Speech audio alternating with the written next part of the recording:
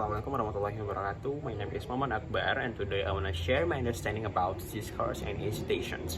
What is discourse and institutions? Discourse and institutions explore the relationship between the language used in institutional context.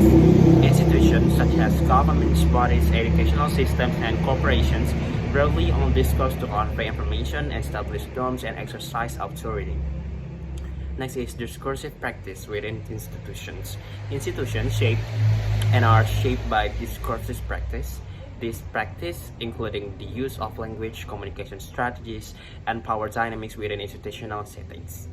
Examining discourse within institutional allow for understanding how language contributes to the construction of institutional identities, policies, and practices. Next is power and authority in institutional discourse. Institutional discourse often reflects power relationship and authorities. Structures analyzing language within institutions reveals how power is distributed, maintained, and challenged through discourse. Next is institutional norms and values. Discourse within institutions reflects and reinforce norms and values specific to that context. These norms influence the language used, shaping how individuals within the institutions communicate and interpret messages. Analyzing institutional discourse unveils the underlying ideologies and principles that guides communication within that particular settings. Next is legal discourse. Legal discourse is a legal institution rely heavily on discourse to establish, interpret, and enforce laws. Legal discourse is characterized by its precision, formality, and reliance on established legal terminology. Next is educational discourse. Within educational institutions, discourse is a fundamental tool for instructions, assessment, and communications. Education discourse encompasses a classroom's interactions, academic writing, and administrative communications. Analyzing educational discourse allows for insight into pedagogical approaches, power dynamics in the classroom, and dissemination of knowledge within the educational system.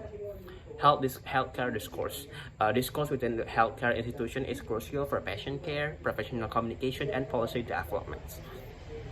Analyzing healthcare discourse provides insight into doctor-patient interactions, healthcare policies, and social dynamic of institutions. Next is critical discourse analyzing in institutional settings. CDA is often applied in examining discourse within institutions. CDA enables a critical examination of power relations, ideologies, and social inequalities. By applying CDA, researchers can uncover hidden meanings, challenge dominant discourse, and advocate more inclusive and equitable institutions communications. In summary, discourse and institutions explore the intricate relationship between language use and various institutional contexts. Discourse within institutional reflect and shape power dynamics, norms, and values. Analyzing institutional discourse provide valuable insight into how language is employed to convey authority, establish norms, and contribute to the functioning of different institutional settings. I think that's all. Thank you.